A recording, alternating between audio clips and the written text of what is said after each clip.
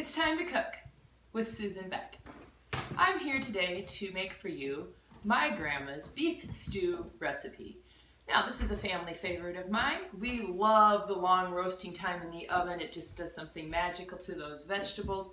But I'm also going to make a few twists to this recipe that I have done to make it my own. So let's take a look at our ingredients for my grandma's oven roasted stew. You have an option. You can use beef stew meat or your venison. I use it either raw, where it hasn't been cooked at all, or when it's been canned. Either way, we'll talk about that a little bit. You have another option. Would you like to use potatoes or a rutabaga? I'm going to use the rutabaga and the venison today. We need some tomatoes, an onion, and some carrots. We will be using salt, thyme, and pepper for our seasonings, a little sugar, some tapioca, and some red wine. Let's start with the vegetables today. We're using root vegetables with the exception of these tomatoes. Root vegetables just means that they grow underground. Now I am going to choose to use the rutabaga over using the potatoes. So we're going to set those potatoes off to the side. A rutabaga is a little bit like a turnip. It's easier to peel than a turnip. It is a little sweeter than a turnip.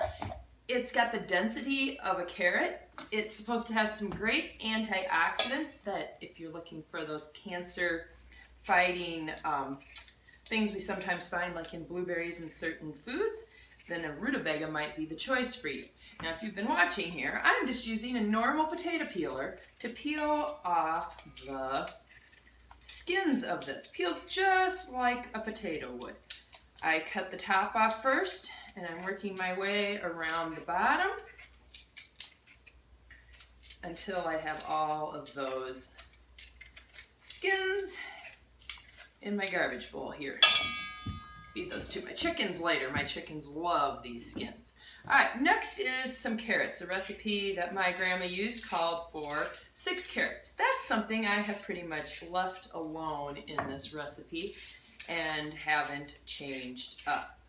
Now I'll be chopping these vegetables into some cubes in a little bit. One thing about cooking all these different dense vegetables is if you make them all the same size when you're cutting, then you will get them to cook at the same rate of time and they'll all be finished together.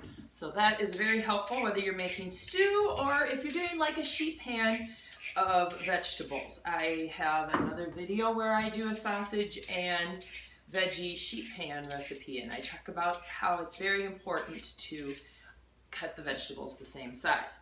All right, that brings me to my onion.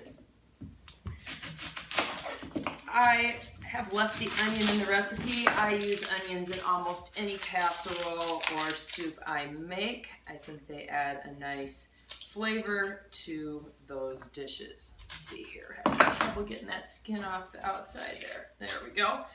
All right. And the tomatoes, I have some canned tomatoes left from my garden last year, but you can just purchase canned tomatoes as well. You can use fire roasted ones, you could use ones with the green chilies. Makes no difference, some kind of tomatoes would work. All right, venison then. My venison is already pre-cooked, so it is ready to go in as it is. I'll just end up draining off some of this liquid before using it. I will keep the liquid with my tomatoes though. All right, I am not going to use the stew meat. I will save that for another day, but know that you can use this raw. Now my grandma would always use beef and she would always use it in an uncooked form like that as she cooked hers for 5 hours. I will cook mine because my meat is already done for more like 3.5 hours. I do like the long roasting time though. It just seems like the vegetables take on so much of the flavor of the meat and the flavors just kind of meld together when we cook it on a slow and low oven. My oven will be set at 325 degrees today. And all of my vegetables will go into a casserole dish. I will spray my casserole dish just to help with cleanup later on. All right, so those have been chunked into kind of like 1-inch slices. I've got half my carrots done. Put a little of that onion in there, just cutting up the onions and the carrots, moving on to that rutabaga. I like to just kind of slice it into some smaller rounds. Ooh, be careful you don't cut yourself when doing this. And then cut it going across and cut it going across the other direction. And we'll have some nice chunks of rutabaga. Remember, this is a substitute for our potato. It's a little bit sweeter tasting, and another benefit of a rutabaga over potato is it has a lot less calories, like half as many calories as the same amount of potato. So all our vegetables go into our casserole dish. Now we're making a stew today. You might be asking, what makes a stew different than a soup? Well, when you have soup, you definitely have to use a spoon for it because of all the liquid. With a stew, you could eat it with either one. Everything is much thicker, and you don't have any broth going into it. Our liquid today is going to come from our tomatoes. So we'll have a little red wine in there as well. All right, there is my rutabaga. Let's pull this right up here then, and we will add in the last of our ingredients. As you can see, our casserole dish is going to be pretty full. Now this venison comes in our quart jars here that we can, and there's a little more venison in here than I think needed.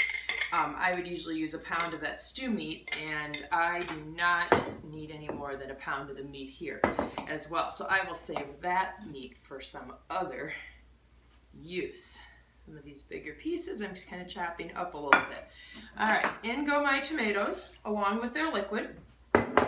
We're going to also add into here a teaspoon of salt, a teaspoon of the herb thyme. This is an herb that in the last few years I've just started using a lot more, and I even have mine outgrowing in the garden right now, but it's not big enough to use fresh yet, but you could substitute fresh if you are also an herb grower. All right, a few cranks around on my black pepper. We are going to give just a little bit of sweetness. My father-in-law, when he was alive, always used molasses, white sugar or molasses, either one that you would like. We're going to put in that 1/4 cup of red wine. Any red wine that you're willing to drink is okay, or you can buy cooking wine in the aisle somewhat near the Worcestershire sauce and the salad dressings. And the last little secret ingredient that I have found thickens this up a little. We just talked about how we want it to be a stew. And my grandmother used tapioca pudding. So I have here a bag of, this says pearl tapioca pudding. And I've actually never made tapioca pudding out of this, but I always have this in my cupboard just for the purpose of making grandma's favorite beef/venison stew.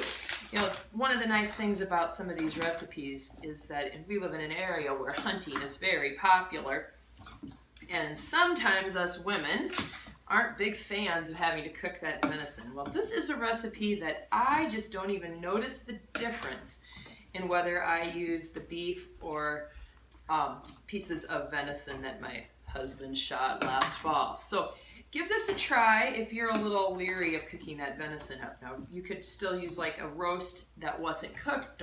You do not have to do all this canning work ahead of time.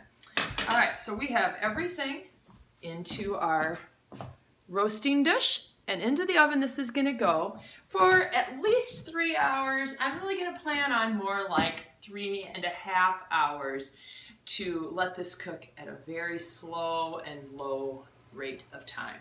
I'm just gonna pull the lid off there. Oh, look at those vegetables. You can just tell that they're cooking with that color change in that rutabaga. It's not quite as white anymore. And I'm gonna leave the lid off now for the last 45 minutes or so. It's been about 2 hours and 45 minutes to get it to this point. And I want that liquid to just do a little reducing and thicken up a bit. The best way to do that is to let the moisture rise off and evaporate without the lid.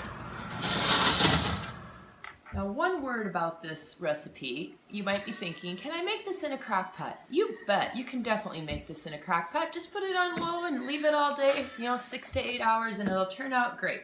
But one reason I like to make this in the oven is because it reduces that sauce, and I just feel like the tomatoes wrap themselves around all my vegetables and my meat so much better. And some of this brownness around the top, yeah, it can be a hassle to scrub it off, but it really just shows me that my sauce has really reduced, where, yeah, I could use a spoon because there's a little liquid down in there, but it's very easy to eat this hearty stew with a fork too.